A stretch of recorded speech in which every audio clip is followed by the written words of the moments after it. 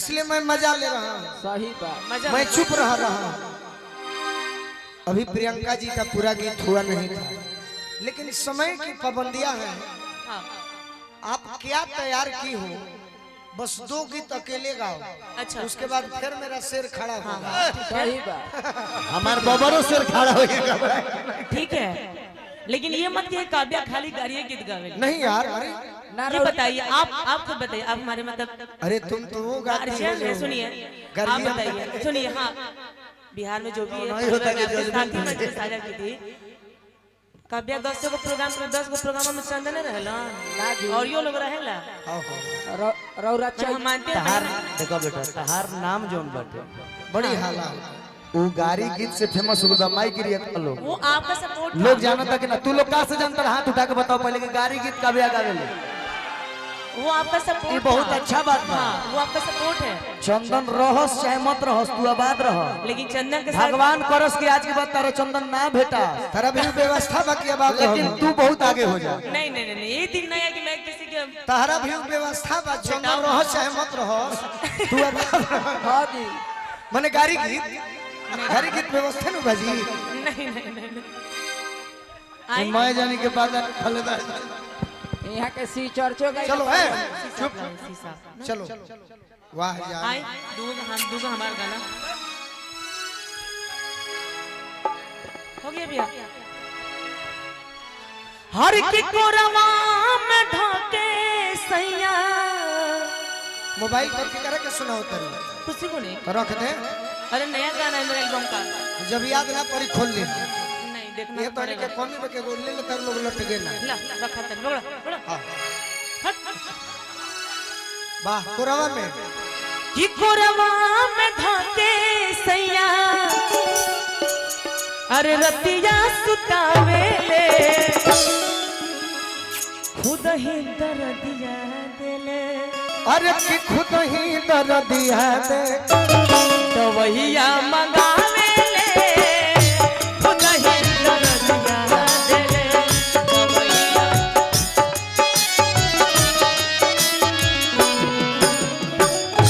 पुरवा में ढाके सैया हमके सुतावे ले।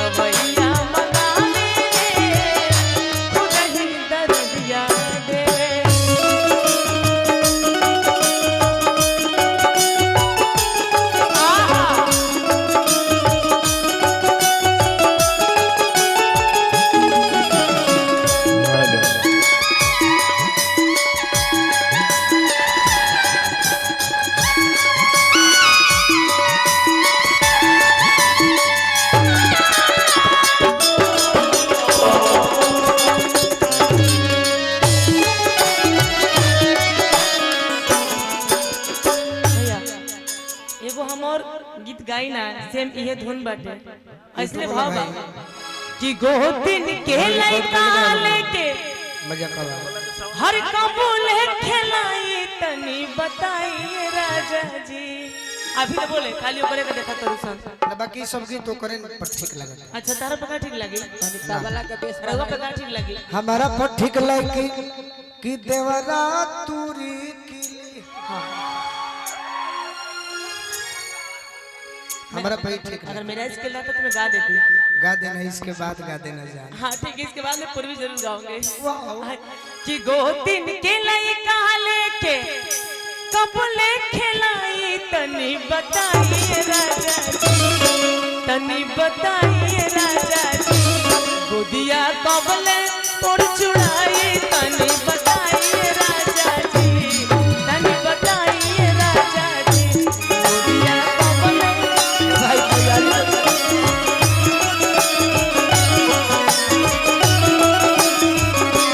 गोदिया कबले हमर चुड़ाई तनी बताइए राजा जी, तनी बताइए राजा जी।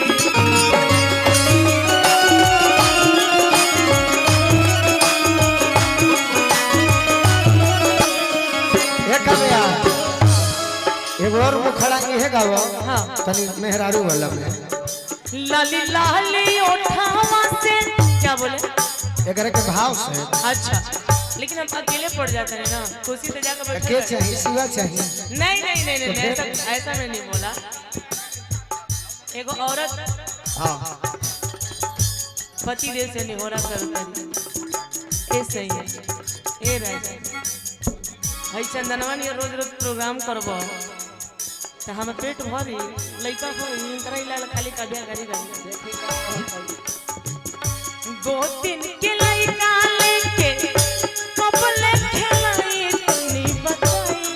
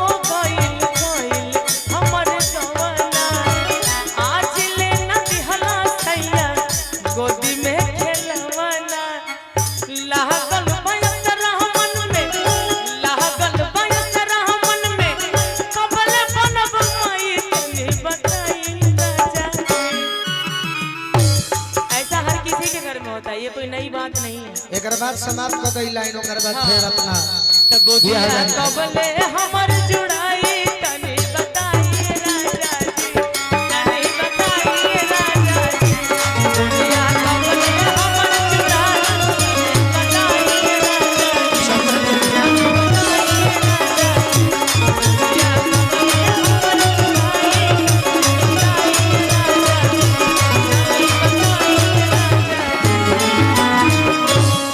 कबिया दोस्त आप अपने सम्मानित से अपने शब्दों से चंदन जी के साथ जो आपका हिट है ब्याह वाला वो गाइए ना यार कितना आनंद आएगा प्यार से आपको पता है वो हम सभी को पता है बियाह के थोड़े गावेली का जाने इनका मुंह से कह सुन ले न तू कि हम बियाह ना गए ना खाली ये और तू यहाँ जौन गायक बताओ ने गावो हमने के ना बोलो भाई कबिया नहीं मैंने ये नहीं बोला।